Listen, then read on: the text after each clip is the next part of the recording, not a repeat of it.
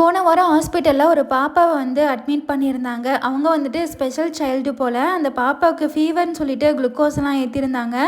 தெரியாதனமாக கையை ஷேக் பண்ணி விட்டுட்டா கண்டிப்பாக அந்த இடத்துல வந்து பிளட் வர ஸ்டார்ட் ஆகிடும். அதனால் அந்த பாப்பாவோட அப்பா நைட்டு ஃபுல்லாக தூங்காமல் அந்த பொண்ணையே பார்த்துட்டு இருந்தாங்க.